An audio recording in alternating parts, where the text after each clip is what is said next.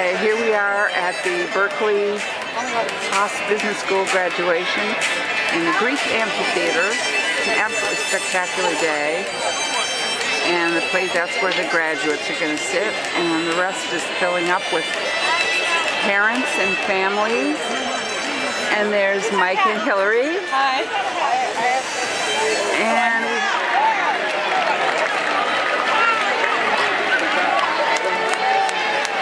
down into the seating, up on the stage. Very festive. And Jessica and the girls are here.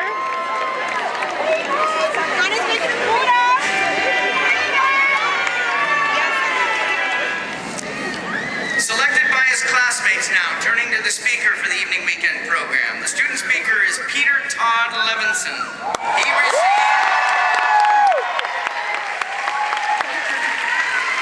He received his BA degree in Economics and Art History at Trinity College in Connecticut. He is currently the Director of Product Management at Yahoo. Ladies and gentlemen, the Evening Weekend MBA program speaker, Peter Levinson. Peter, thank you.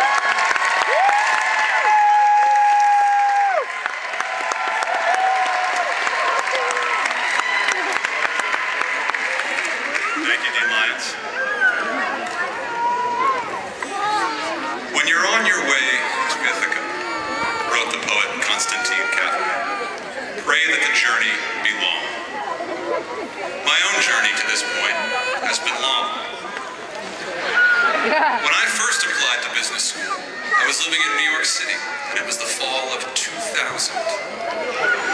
I had an idea about switching careers and getting into consulting, or maybe some kind of banking. Admittedly, that sounds vague, and as best as I can recall, my application was vague. But I was younger and had little career experience.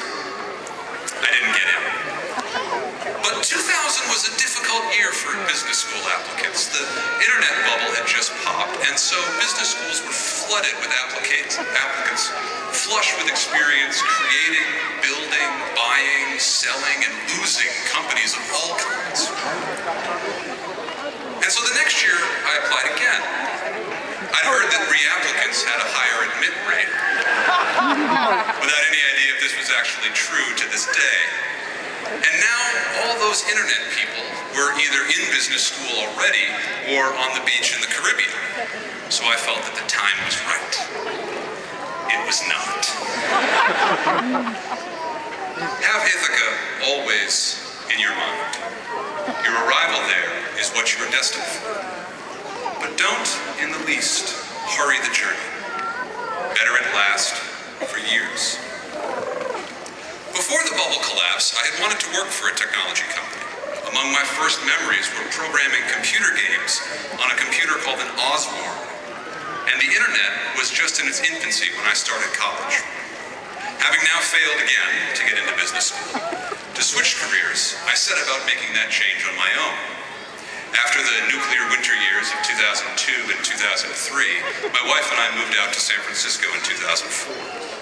I landed a job at a startup and worked there through a round of funding, some great successes and some great failures.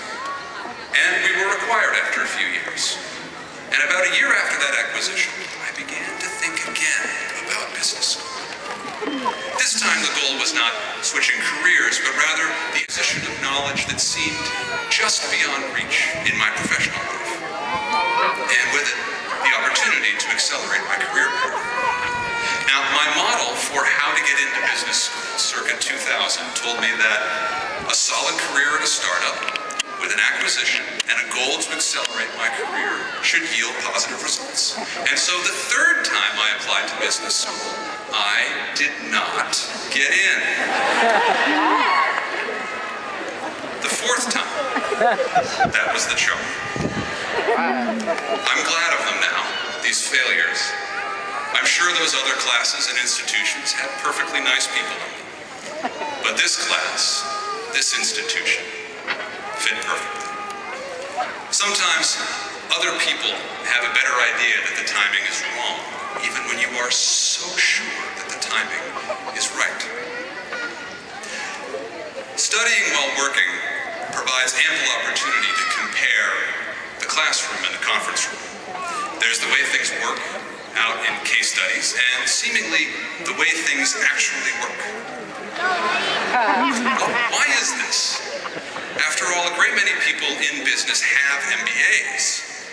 Now, of course, no one anywhere signs up to run their business differently just because queuing theory tells them to do so. Still, with all those MBAs out there, why such a split between theory and practice? So I'm puzzling over this issue one weekend, and I lucked into a truly transformative experience in the classroom. A group of about 50 MBAs managed to create an organization, complete with political battles, posturing, entrenched interests, massive changes in strategy, backroom deals, power plays, and group displays of force, all in less than 3 hours, and we weren't even being graded on our performance. The basic structure of the game had 3 people at the top, about 7 in the middle, and the rest of us 30 plus in the bottom. The group at the top had the most power. They could set and make and change rules at any time. And yet, they had a great deal of difficulty getting the least powerful group at the bottom to work with them on everything. Enjoying a post-game celebratory Diet Coke in the courtyard, I thought to myself, well, if I had been in the top group, things would have been different. And as the day wore on, I began to ask myself if that was true. Who am I to think that I would have behaved differently? After all, I know these people. I go to class with them every weekend.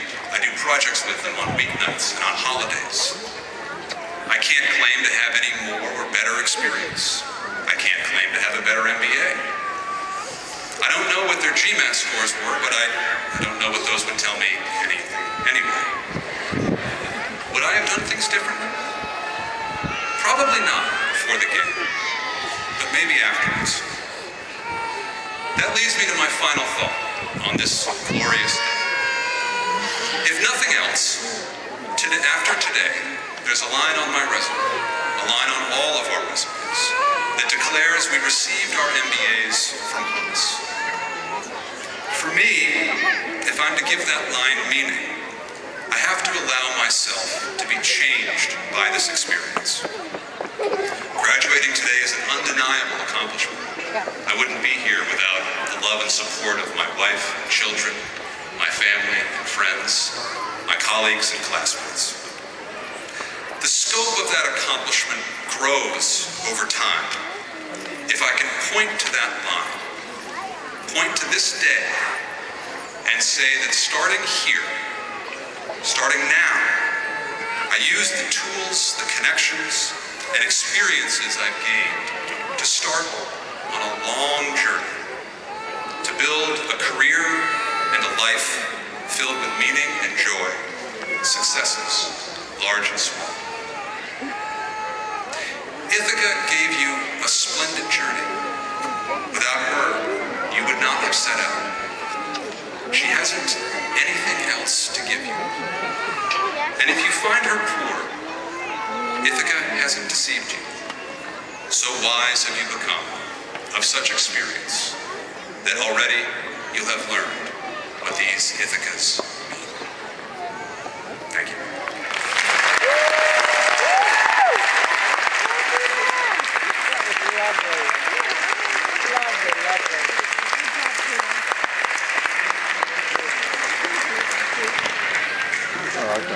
Yeah, that was Thank lovely. you for that, Peter. One of his phrases, this class, this institution, fit perfectly. There were so many wonderful sentiments in what you said. Thank you. We now recognize the Evening and Weekend Program candidates for the degree of Master. Here we are.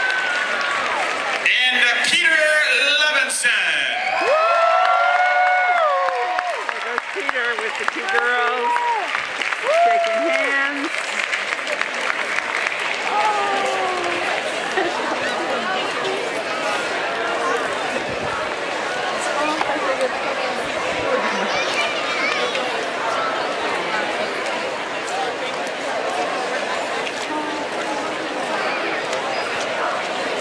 Oh, they're gonna.